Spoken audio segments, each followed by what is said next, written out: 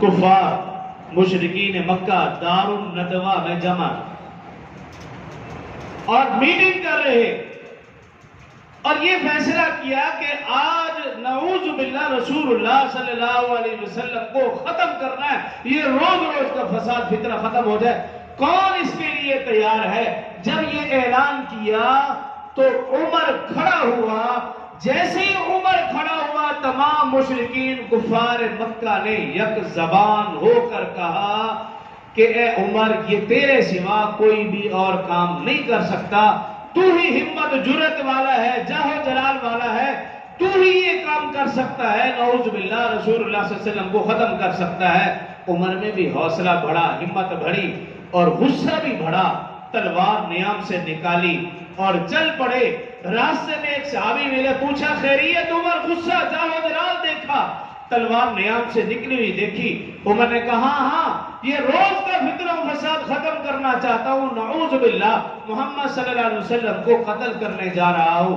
جب صحابی رسول نے یہ بات سنی، عمر کو نہیں معلوم تھا کہ یہ بھی صحابی ہے، اسلام لا چکا ہے، کلمہ پڑھ چکا ہے، تو اس نے کہا اچھا پہلے بہن بہنوئی کے گھر کی خبر لو۔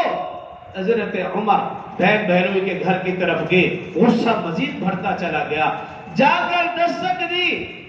اس وقت حضرت خباب رضی اللہ عنہ، عمر کی بہن فاطمہ رضی اللہ عنہا اور عمر کے بہنوئی حضرت سعید رضی اللہ عنہ، ان کو قرآن پڑھا رہے تھے۔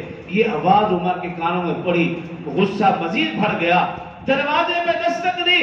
بہن سمجھ گئی یہ غصیلا انداز عمر کا ہی ہو سکتا ہے، حضرت خباب رضی اللہ عنہ کو چھپا دیا، دروازہ کھولا، دروازہ کھلنا تھا۔ عمر نے پوچھا بتاؤ کیا پڑھ رہے تھے؟ کہا ہم ایمان لا چکے ہیں، مسلمان ہو چکے ہیں۔ بس عمر نے پہلے بہنوئی کو مارا یہاں تک کہ وہ بے ہوش ہو کر گر پڑے، اور بہن فاطمہ کو بھی مارا، ان کی ناک سے خون جاری ہو گیا۔ بہن نے کہا اے عمر، جس ماں کا دودھ تو نے پیا ہے میں نے بھی اسی ماں کا دودھ پیا ہے، اگر تو اپنے کفر میں پکا ہے میں اپنے ایمان میں پکی ہوں، اب جان تو جا سکتی ہے لیکن ایمان نہیں چھوڑا جا سکتا۔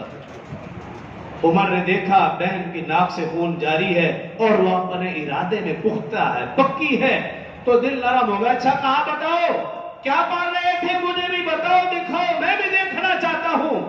بہن نے کہا نہیں، یہ مقدس کلام ہے، یہ پاک ذات کا پاک کلام ہے، اس کے لیے تمہیں پاک ہونا پڑے گا۔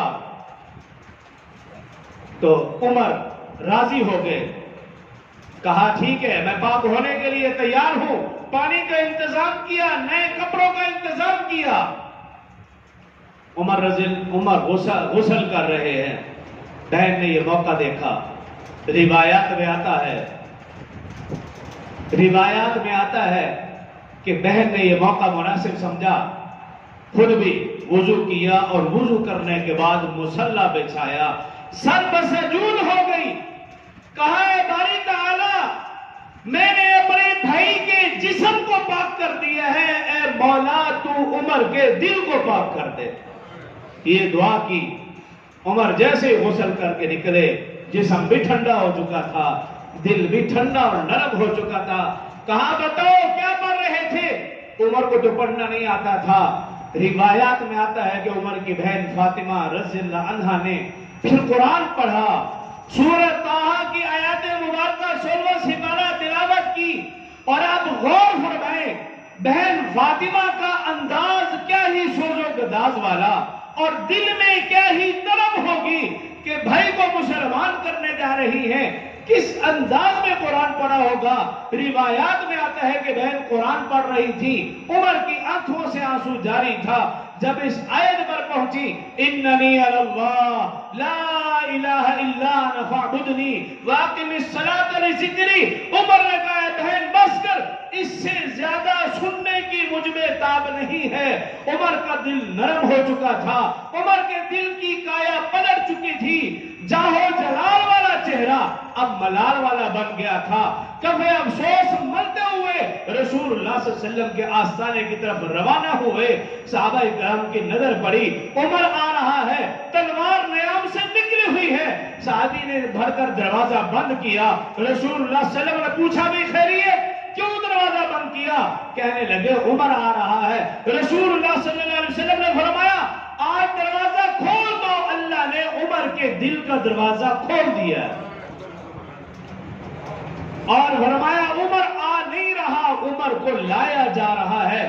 عمر رضی اللہ عنہ جیسے ہی پہنچے، رسول اللہ صلی اللہ علیہ وسلم نے کھڑے ہو کر ان کا استقبال کیا، سینے سے لگایا، عمر نے ہاتھ بڑھایا، نبی نے کلمہ پڑھایا، اشہد ان لا الہ الا اللہ واشہد ان محمدا عبدہ ورسولہ۔ تمام صحابہ نے یک زبان ہو کر بے اختیار ان کی زبان سے کلمہ تکبیر بلند ہوا۔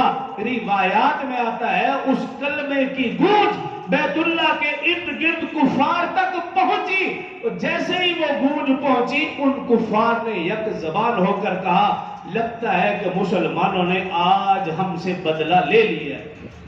وہ سمجھ گئے تھے کہ معاملہ کیا ہو چکا ہے۔ عمر رضی اللہ عنہ اسلام لائے، حضرت جبرائیل امین فوراً حاضر خدمت ہوئے اور آ کر عرض کی یا رسول اللہ صلی اللہ علیہ وسلم مبارک ہو، آج عمر کے اسلام لانے سے آسمان کے تمام فرشتے خوشیاں منا رہے ہیں۔ اور رسول اللہ صلی اللہ علیہ وسلم کی اپنی خوشی بھی دیدنی تھی کہ 40ویں نمبر پر عمر نے اسلام قبول کیا۔ اللہ نے اسلام کو عزت اور تقویت دی، رسول اللہ صلی اللہ علیہ وسلم کی عزت بھی، رسول اللہ صلی اللہ علیہ وسلم کی خوشی بھی دیدنی تھی، صحابہ کرام رضوان اللہ علیہم اجمعین کی خوشی بھی دیدنی تھی۔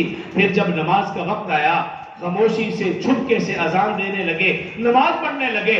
عمر نے کہا یا رسول اللہ صلی اللہ علیہ وسلم میرے ہوتے ہوئے مسلمان خفیہ چھپ کر اذان دے اور چھپ کر نماز پڑھے، یہ پھر کیسے ہو سکتا ہے؟ عمر کے ہوتے ہوئے ایسا نہیں ہو سکتا۔ عمر رضی اللہ عنہ نے تلوار نیام سے نکالی، رسول اللہ صلی اللہ علیہ وسلم عمر کے پیچھے ہے، ابو بکر پیچھے ہے، عثمان پیچھے ہے، علی پیچھے ہے، طلحہ زبیر عبد الرحمن بن عوف ابو ذر غفاری مقداد 39 صحابہ رسول اللہ صلی اللہ علیہ وسلم کے پیچھے ہیں۔ عمر تلوار لے کر آگے آگے جب بیت اللہ کے قریب پہنچے، کفار کو للکار کر کہا آج وہ میرا راستہ روکے جس نے بیوی کو بیوہ کرانا ہو، بچوں کو یتیم کرانا ہو، آج عمر اسلام لا چکا ہے۔ عمر کے اسلام لانے سے اللہ نے اسلام کو عزت دی، اسلام والوں کو عزت دی، رسول اللہ صلی اللہ علیہ وسلم کو عزت دی، صحابہ کرام کو عزت دی، اذان کو عزت دی، نماز کو عزت دی۔ یہ مرتبہ اور مقام ملا تو عمر کی وجہ سے، اور عمر کو جو مقام مرتبہ ملا وہ اسلام لانے کی وجہ سے۔